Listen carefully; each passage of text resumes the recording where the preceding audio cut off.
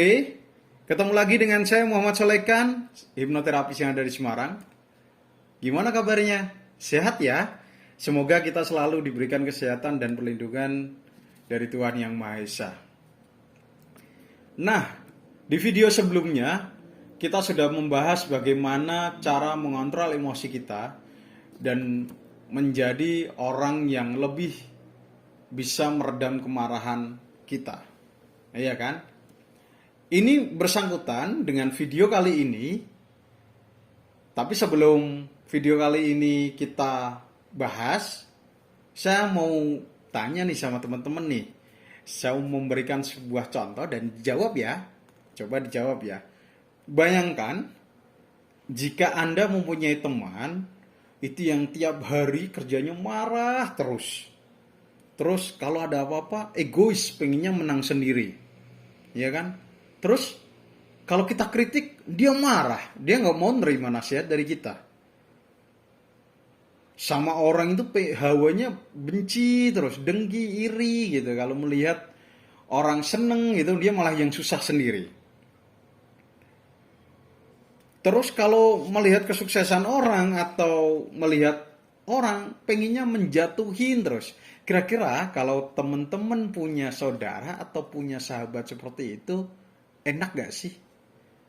Jawab deh di hatinya teman-teman sendiri. Wow, ya. Saya tahu. Di pikiran saya juga seperti itu sih. Pasti gak suka. Dan gak enak banget. Yakin, sumpah dah. Hidup gak nyaman gitu ya. Ketemu dengan hal-hal yang negatif terus dengan orang tersebut.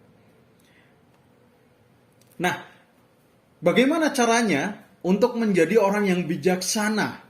Dari orang yang seperti itu dijadikan seorang yang bijaksana.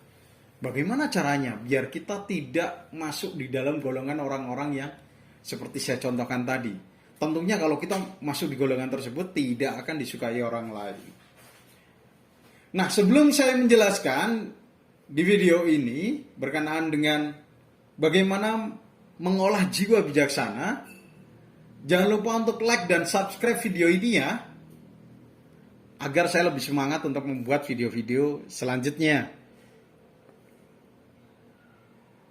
Nah, oke, kita akan mulai ya. Sikap bijaksana membawa keberuntungan, Bre. Kebijaksanaan harus dimiliki orang apabila ia ingin disukai orang lain. Kita bisa melihat tokoh-tokoh yang amat dirindukan oleh banyak orang adalah karena sikap bijaknya. Semua orang memang ingin menjadi bijak, tetapi itu tidak mudah. Tanpa melatih diri bersikap bijak, kita tidak akan mampu melakukan. Karena semuanya butuh terlatih, tidak sembarangan atau tiba-tiba langsung jadi bijak. Disambar geledek, bijak. No, nggak mungkin ya. Nggak mungkin. Berikut ini adalah cara-cara menjadi bijaksana. Yang bisa Anda praktekkan, Anda bisa latih tiap harinya, biar Anda lolos dah jadi orang yang bakal disukai banyak orang. Yang pertama, mampu mengendalikan kemarahan. Bagi orang yang temperamental dan mudah marah, yang meledak-ledak, mungkin sangat kesulitan bersikap bijaksana. Namun dengan kegigihan usaha untuk berubah, maka ia akan dapat mengendalikan diri. Seperti yang dibahas di video selanjutnya. Kontrollah emosi itu. Kita sudah bisa mengendalikan kemarahan. Kalau tahap 1 sudah berhasil, berarti kita langsung ke nomor 2. Jangan egois. Orang yang egois jelas tidak akan dapat menjadi bijak dan bernurani. Karena bijak itu pada dasarnya ingin kemaslahatan bersama. Orang yang egois biasanya hanya menginginkan kebaikan untuk dirinya sendiri. Benar gak sih? Ya dong. Orang yang bijak adalah orang yang mampu berkorban untuk orang lain. Minimal korban perasaan karena dia harus mengendalikan egonya masing-masing. Dalam istilah di NLP, Neuro Linguistic Programming, ada istilah the map is not the territory. Peta bukan wilayah yang sesungguhnya. Arti dari kata itu berarti kita secara pribadi tidak boleh sebaiknya jangan memaksakan pendapat kita kepada orang lain untuk dibenarkan. Karena setiap orang, setiap individu mempunyai sudut pandang sendiri-sendiri. Yang perlu kita lakukan adalah terimalah nasihat atau ide dari orang lain, kita cerna, jika kalaupun itu positif kita lakukan, jika negatif kita abaikan. Jangan sampai kita memaksakan. Mau nggak mau ya ide saya yang paling bagus. Mau nggak mau saya yang harus berhasil. Itu bukan orang yang bijaksana. Di nomor 2 ini silakan berlatih, berpikir, merenungi bahwa semuanya punya hak yang sama. Memberikan pendapat, mendapatkan kenikmatan, dan menjauhi sengsara. Semua punya hak yang sama, termasuk Anda dan orang lain. Jika Anda sudah bisa menahan ego Anda, top dah. Itu bisa menjadi salah satu cara untuk mengolah jiwa bijaksana kita. Yang ketiga, mudah menerima nasihat. Jika orang alergi terhadap kritik, saran, nasihat, atau koreksi, maka orang tersebut tidak akan bisa menjadi orang yang bijaksana. Orang akan mudah menjadi bijaksana jika mau menerima nasihat dari orang lain. Bagaimanapun, bentuk dan rasa nasihat itu akan diterima sebagai bahan untuk memperbaikan diri.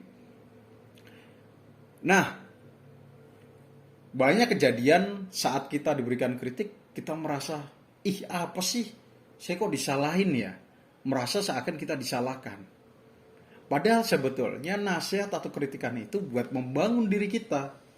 Tapi karena emosi kita, ego kita, akhirnya nasihat itu sebagai ancaman di diri kita. Dan kita melakukan defense mechanism yang salah. Kita menolak kritikan itu. Akhirnya kita akan menjadi orang yang seperti itu aja. Kalau negatif ya negatif terus. Tidak akan berubah.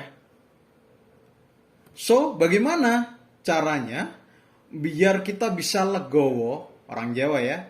Kalau orang Jawa legowo. Bagaimana kita bisa menerima nasihat dari orang lain dengan hati yang lapang? Caranya adalah anggap orang yang menasihati kita atau orang yang mengkritik kita adalah keluarga kita.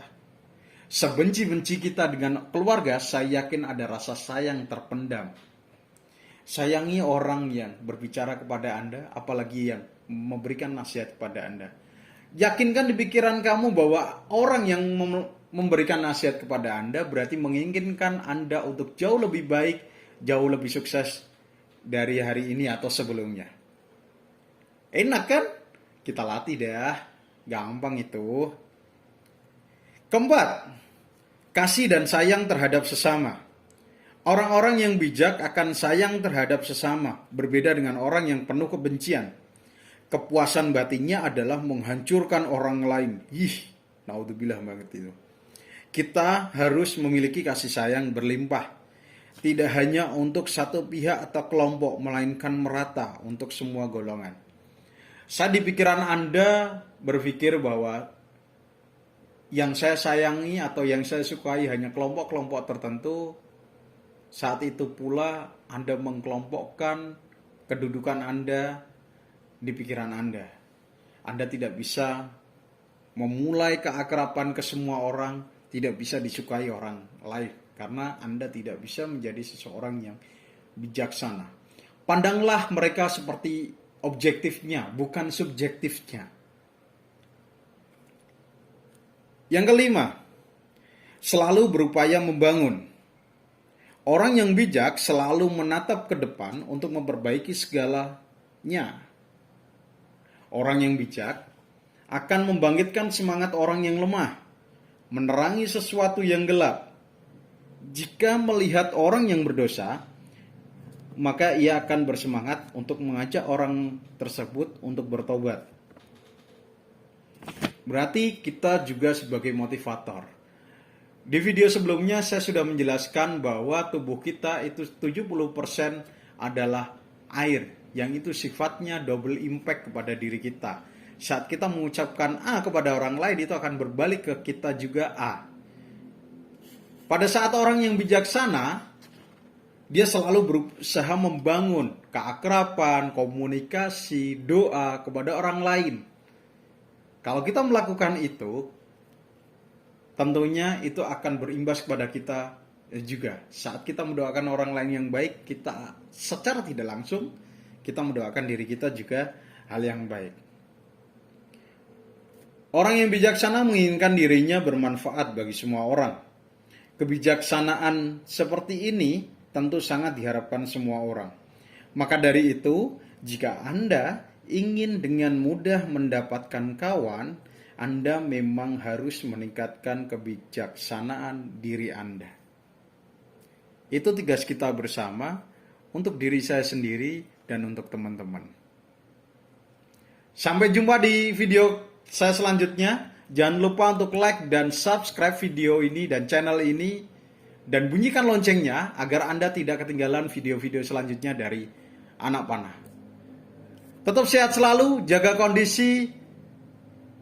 Saya Muhammad Salekan, terima kasih. Ciao.